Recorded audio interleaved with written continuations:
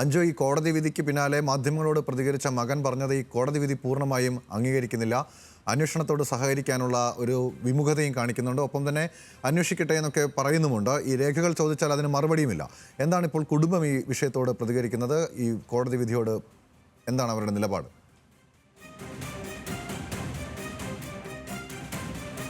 നിലവിൽ അഞ്ജു ജയപ്രകാശാണ് ചേരുന്നത്. അഞ്ജു, കോടതി വിധിയോട് വിമുഖത കാണിക്കുകയാണ് കുടുംബം, പൂർണ്ണമായും അംഗീകരിക്കുന്നില്ല. എന്നാൽ അന്വേഷണത്തിന് വേണമെങ്കിൽ അന്വേഷണം നടക്കട്ടെ, അത് കുഴപ്പമില്ല, പക്ഷേ ഈ പരാതി നൽകിയതാരാണ് എന്നൊക്കെ കണ്ടെത്തണം തുടങ്ങിയിട്ടുള്ള ചില ന്യായങ്ങളാണ് ഉന്നയിക്കുന്നത്. എന്നാൽ സർട്ടിഫിക്കറ്റ് എവിടെ എന്നുള്ള ചോദ്യത്തിന് കൃത്യമായ മറുപടിയുമില്ല. എങ്ങനെയാണ് കോടതി വിധിയോട് കുടുംബം ഇപ്പോൾ പ്രതികരിക്കുന്നത്?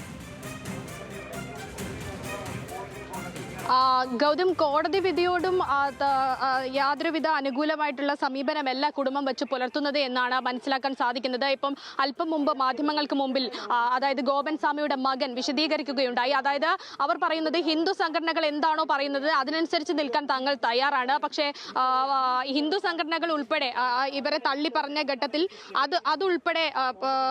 അതുൾപ്പെടെ അതായത് ഈ ഹിന്ദു സംഘടനകൾ പ്രധാനമായിട്ടും ഈ നിയമത്തിന്റെ വഴിക്ക് പോവട്ടെ എന്ന് കൃത്യമായി സൂചിപ്പിക്കുകയുണ്ടായി. എന്നാൽ അതനുസരിച്ച് തീരുമാനമെടുക്കാൻ തയ്യാറാണ്. പക്ഷേ എന്നാലും കോടതി അനുകൂലമായിട്ടൊരു തീരുമാനം അതിനോട് വിമുഖത കാട്ടുകയാണ് കുടുംബം. കൃത്യമായി പറയുന്നുണ്ട്, അതായത് മരണ സർട്ടിഫിക്കറ്റ് ഉൾപ്പെടെ ആവശ്യമുണ്ടോ എന്നടക്കമുള്ള കാര്യങ്ങൾ മാധ്യമങ്ങൾ ചോദിക്കുന്ന ഘട്ടത്തിൽ അതിനോടൊക്കെ ഒരു നമ്മുടെ നാട്ടിലെ നിയമങ്ങളോടും നിയമവ്യവസ്ഥകളോടും ഒക്കെ മുഖം തിരിഞ്ഞു നിൽക്കുന്ന ഒരു സമീപനം, അത്തരത്തിലുള്ള മറുപടിയാണ് അല്പസമയം മുമ്പ് ഈ ഗോപൻ സ്വാമിയുടെ മകൻ വ്യക്തമാക്കുന്നുണ്ടായിരുന്നത്. നമുക്കറിയാം, കഴിഞ്ഞ ദിവസങ്ങളിലൊക്കെ ഈ വീടിന്റെ പരിസരങ്ങളിലൊക്കെ അരങ്ങേറിയ നാടകീയ സംഭവങ്ങൾ എത്ര വലിയ തരത്തിലുള്ളതായിരുന്നു എന്നത്. ഈ ഗോപൻ സ്വാമിയുടെ ഈ കാണാനില്ല എന്നൊരു പരാതി, ആ പരാതിയാണ് നെയ്യാറ്റിൻകര പോലീസിന്റെ പക്കൽ ഇപ്പോഴും ഉള്ളത്. ഈ ഗോപൻ സ്വാമിക്ക് എന്ത് സംഭവിച്ചു എന്ന് അറിയണമെങ്കിൽ നിലവിൽ ഇപ്പോൾ എനിക്ക് പുറകിലായി കാണുന്ന ഈ സമാധി സ്ഥലം അത് പൊളിച്ചു നീക്കിക്കൊണ്ട് കൃത്യമായ പരിശോധനകൾ നടത്തണം. അതിനുൾപ്പെടെ കഴിഞ്ഞ ദിവസം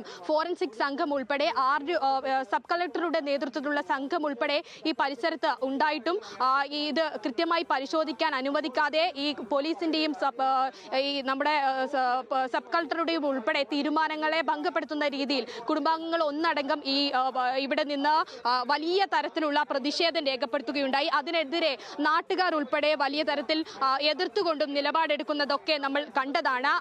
അതിനിടയിലാണ് ഇവരുമായിട്ട് ഒരു ചർച്ചയിലൂടെ ഇത് പരിഹരിക്കാമെന്ന തീരുമാനമെടുക്കുന്നത്. അങ്ങനെ ഇവരെ ഇവിടെ നിന്ന് കുടുംബാംഗങ്ങളെ ബലപ്രയോഗത്തിലൂടെ ഈ സമാധി സ്ഥലത്ത് നിന്ന് നീക്കിക്കൊണ്ട് നെയ്യാറ്റിൻകര പോലീസ് സ്റ്റേഷനിൽ വെച്ചൊരു ചർച്ച നടത്താൻ വേണ്ടി കൊണ്ടുപോകുന്നു. അവിടെ നിന്ന് ചർച്ച നടത്തുന്നു. പക്ഷേ ആ ചർച്ചയിലും ഇവർക്ക് തീരുമാനം മാറ്റമില്ല. ഈ സമാധി സ്ഥലം പൊളിച്ചു മാറ്റാൻ സാധിക്കില്ല എന്ന കടുത്ത നിലപാട് തന്നെ കുടുംബം വച്ചു പുലർത്തുന്നു.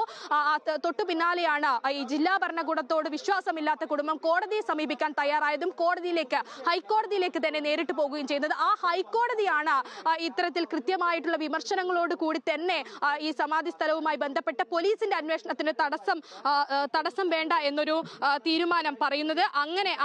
അങ്ങനെ ഇരിക്കെയാണ് ഇപ്പോൾ അല്പം മുമ്പ് ഈ ഗോപൻ സ്വാമിയുടെ കുടുംബം ഇതുമായി ബന്ധപ്പെട്ട പ്രതികരണം രേഖപ്പെടുത്തുന്നത്. അതിലും ഇപ്പോൾ കോടതിയുടെ തീരുമാനം അന്വേഷണത്തിന് അനുകൂലമായെന്ന് കണ്ട ഘട്ടത്തിൽ അതിൽ വിശ്വാസമില്ല എന്ന മറുപടിയാണ് ഇപ്പോൾ പറയുന്നത്. എന്തായാലും അല്പസമയത്തിനകം ഈ കോടതിയുടെ നടപടി അനുകൂലമായതിന് സ്ഥിതിക്ക് ആർഡിയുടെ ഉത്തരവ് നിലനിൽക്കുന്നുണ്ട്. ആ സ്ഥിതിക്ക് പോലീസിനെ തുടർ നടപടികൾ നടത്താൻ ഇനി ബുദ്ധിമുട്ടുണ്ടാവില്ല എന്ന കാര്യത്തിൽ ഒരു തടസ്സവുമില്ല.